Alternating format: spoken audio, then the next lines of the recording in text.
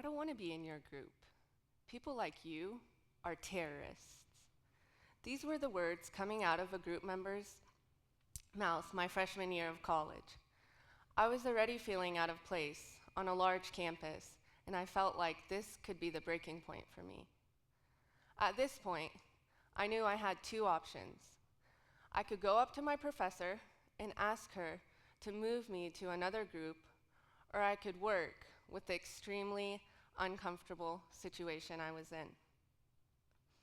This point in my story is what I want to talk about today. What we decide to do with discomfort is up to us. This decision can either lead us back to what we perceive as comfort and stay stuck where we are, or we can choose to move towards growth. If you haven't already assumed what decision I made, I'll tell you. I chose growth. Let's take a step back and look at this scenario. I wasn't the only one uncomfortable. Clearly, my group member was uncomfortable as well. She was uncomfortable with what she perceived me to be, a terrorist. I went on to explain to my group member that no, I wasn't a terrorist. I was just a group member that wanted an A on this project, and I was a freshman at the University of Kentucky like she was. Turns out she also wanted an A on the project. From there, I learned that she was from a small town in eastern Kentucky where she had never seen a Muslim woman before. Not in real life, at least.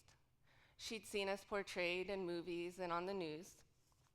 And she'd been raised to believe that I belonged to a group of extremists that set out to hurt people that were different from us. We both grew from this uncomfortable situation. Not only did we both receive A's on our project, but my group members' knowledge about Muslim women and Muslims in general grew, and I walked away carrying a lesson with me that I would remind myself of every day in my life moving forward. Discomfort is a key to growth. This isn't a groundbreaking concept. Discomfort stitches together the stories of our ancestors and great people in history who overcame great obstacles, achieved tremendous growth, and not only carried themselves forward, but the societies they lived in. We typically don't choose the situations we're in. We don't choose racist classmates to work on group projects with. It's what we decide to do in these uncomfortable situations that have the power to transform. December 1st, 1955. Rosa Parks boards a bus in Montgomery, Alabama, and has a seat. Living in a time of segregation and rampant racism, Miss Parks is asked to give her seat up to a white man.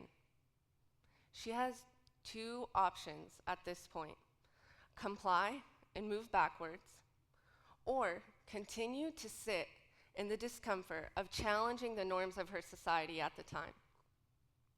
By overcoming this discomfort, she moved our country towards tremendous growth, and she became the catalyst for what we now know as the United States Civil Rights Movement.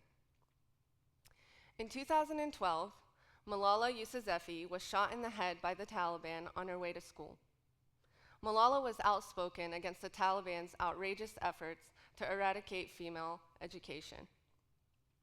The Taliban's efforts to silence Malala were unsuccessful, and what had happened sparked worldwide outrage. Malala's courage and continuous work to advocate for educational rights around the world still exists today. Time and time again, we see this pattern in history. From entrepreneurs to activists to athletes, the ability to embrace discomfort is where growth happens. Let's fast forward a few years from the incident that had happened my freshman year. I'm driving with my sister to a local community event to learn about some artwork that we were both curious about. There were multiple things about this event that made me uncomfortable. First, it was art. I'm not an artist, and I did not feel equipped to interpret art. Second, this event was being held at a local Jewish temple organized by the youth group there. I wasn't sure how we'd be welcomed into another faith community's space. I called my sister on the way there and I said, "I'm not really feeling it anymore. I don't think I want to go." Somehow she talked me into it, and minutes later I found myself in a seat in the audience. The room was packed. I was surrounded by people of another faith who were more welcoming and kind than I could have ever imagined. I learned about the beautiful, unlearned fear and hate artwork that had made its way around Lexington. After the event, I went up to the artists and I invited them to come share their artwork at our local mosque. Kurt Godey and Kremeta Todorova were two incredible artists, and from there bloomed a beautiful friendship with people that I can't imagine I would have ever met had I let my discomfort win that day. We both grew from this seemingly simple friendship. For Kurt and Kremeta, they became exposed to two women from a faith community in Lexington that challenged everything they thought they knew about Muslim women. From that simple encounter came community events, activism, several cups of coffee, and a friendship that expanded my horizon, enriched my life, and allowed me to grow in ways that I didn't think were possible. The political climate in the United States is unsettling, and there are a lot of people who have and continue to experience discomfort because of it. Discomfort due to their race, religion, sexual orientation, and even gender. Many people feel unsafe for simply identifying with a certain group. But there's a silver lining that a lot of people have recognized after the most recent presidential election, and that's the growth that our nation has seen. Sure, the election has caused some division, but in so many other ways, we've come together. This past midterm election is a perfect example of that.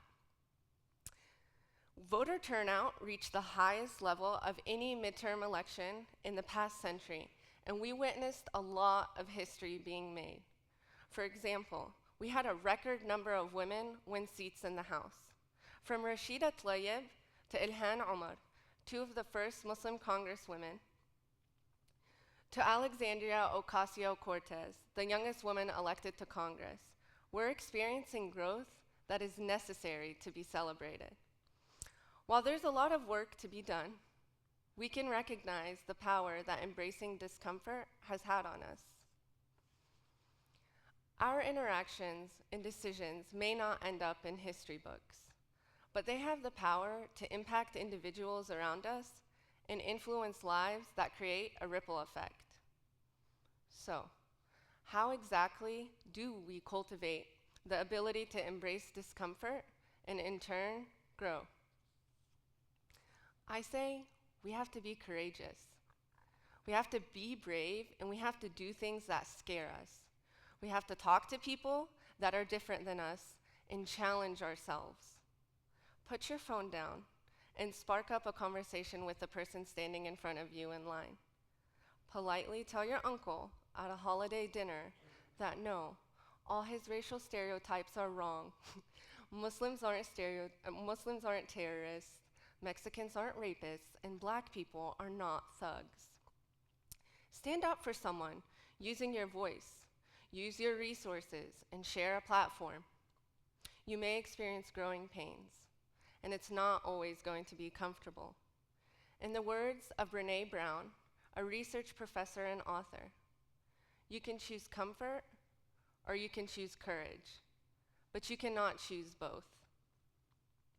Next time you find yourself experiencing discomfort on a social, intellectual, emotional, or even physical level, ask yourself, how will the next step I take be one that allows me to grow? Thank you.